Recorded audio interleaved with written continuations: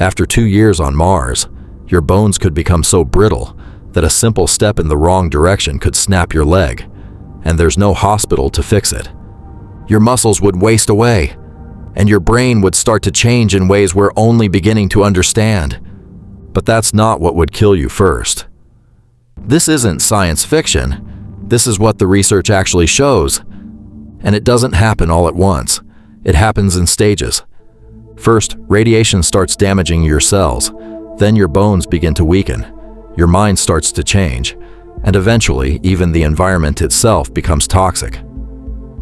Let's start with what's happening to you right now. In the first hour, you step onto the surface. Right now, as you're standing on Mars, particles are passing through your body constantly. You don't feel them, but they're there. High-energy cosmic rays, traveling at near light speed, tearing through your cells one after another. On Earth, you never think about this because you're protected. The atmosphere blocks most cosmic radiation. The magnetosphere deflects solar wind. You're living inside a shield you never knew existed. Mars doesn't have that. The Martian atmosphere is 1% as thick as Earth's, no magnetic field, which means every single day on Mars, you're exposed to radiation levels that would be illegal on Earth.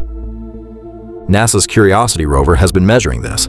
A human on Mars would absorb about 0.67 millisieverts of radiation per day, roughly 245 millisieverts per year. On Earth, radiation workers have a legal limit of 50 millisieverts per year. On Mars, you'd exceed that limit in less than 3 months. Some of those particles rip through your DNA. Your cells try to repair the damage. Sometimes they succeed, sometimes they don't. But here's the thing. Cancer is a delayed threat. It takes years to develop. The radiation problem on Mars is serious, but it's not what kills you first. The real danger is what happens to your skeleton. Let's say you've been on Mars for 6 months. You wake up one morning and your back hurts. Not the kind of pain you get from sleeping wrong, something deeper, duller. You stretch. It doesn't help. A month later, it's worse. By month 9, standing for more than an hour becomes difficult. Your legs ache. Your spine feels compressed. What's happening is this. Your bones are dissolving.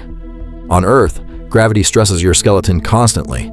Every step, every time you stand, your bones experience compression. That stress signals your body. Keep building bone tissue. We need it. Mars has 38% of Earth's gravity. Your body interprets that as, we don't need these bones anymore, so it starts breaking them down. After 2 years, you could be looking at 12 to 15% bone density loss. That might not sound catastrophic until you realize what it means. A 10% loss increases your fracture risk by 40%. And on Mars, a broken bone isn't just painful, it's potentially fatal. You're millions of miles from a hospital. If you fracture your femur, you're looking at months of immobilization in an environment that's already destroying your body. But here's what nobody talks about: the psychological weight of knowing that. Every day you feel yourself getting weaker.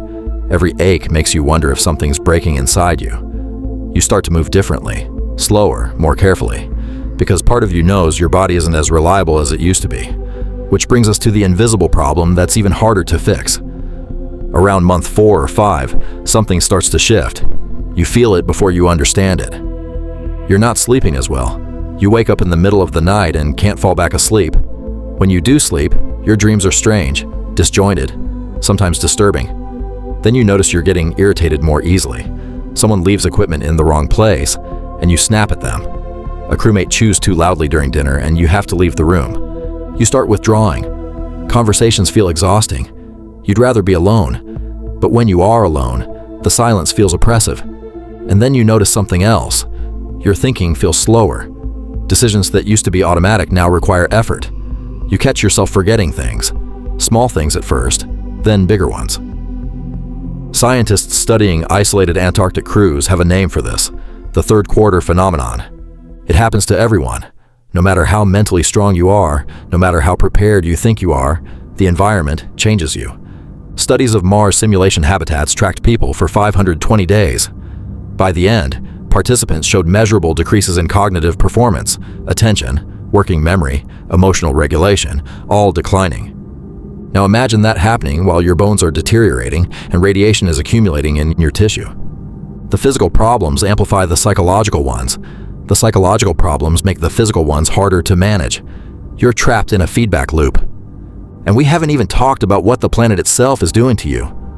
Even if you could survive everything we've talked about so far, the radiation, the bone loss, the psychological breakdown, Mars has another problem that might be even harder to deal with.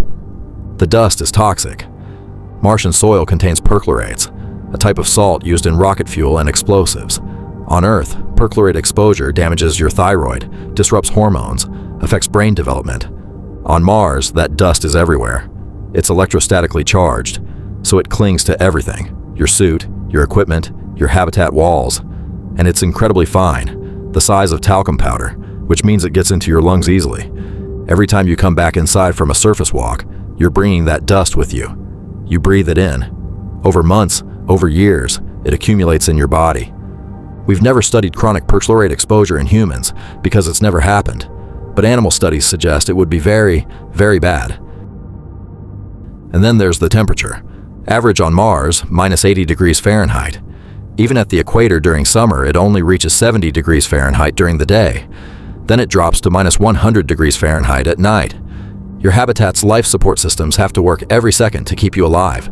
If a heater breaks, if a seal cracks, you don't have hours to fix it. You have minutes. After 2 years, this is your reality. Your bones are brittle. Your muscles are weak. You're being irradiated every day. You're breathing toxic dust.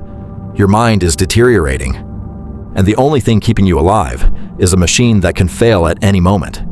The question isn't whether Mars is dangerous anymore. The question is whether long-term survival is even possible. So what's the solution? The obvious answer is artificial gravity. Rotate the habitat, create centrifugal force, simulate Earth's gravity. Problem solved. Except building a rotating habitat on Mars is an engineering nightmare. You'd need a structure with at least a 100-meter radius to avoid making people sick from the Coriolis effect. It would have to spin continuously. Massive energy requirements, constant maintenance. It's theoretically possible, but we're nowhere close to actually building it. The other approach is medical. Drugs that prevent bone loss, better radiation shielding, psychological support systems. And we're working on all of that. But here's the truth we have to face. Right now, we don't have a proven way to keep a human body healthy on Mars long term. And that's not a small problem. It's the problem. We have theories. We have simulations. But we've never tested this with real humans for real durations. The longest anyone has stayed in space continuously is 437 days. Russian cosmonaut Valery Polyakov on Mir. And that was in low Earth orbit, where radiation is lower and Earth is always visible. Mars would be different. Mars would be harder. And we won't know how much harder until someone actually tries it. So when we ask whether humans can live on Mars, the question we started with, maybe we need to be more precise. The question isn't whether we can go to Mars. We can. We have the rockets. We have the technology to get there. The question is whether we can stay. Because the human body evolved for Earth. It's built for Earth's gravity, Earth's atmosphere, Earth's magnetic field. When you take it somewhere it was never designed to survive, it starts to break down. Maybe we'll solve that. Maybe artificial gravity works. Maybe we develop drugs that counteract the bone loss and radiation damage. Maybe we figure out how to maintain mental health in extreme isolation. But Mars isn't just a destination. It's a test of whether the human body can survive outside the planet it was built for. And right now, we don't know if it can.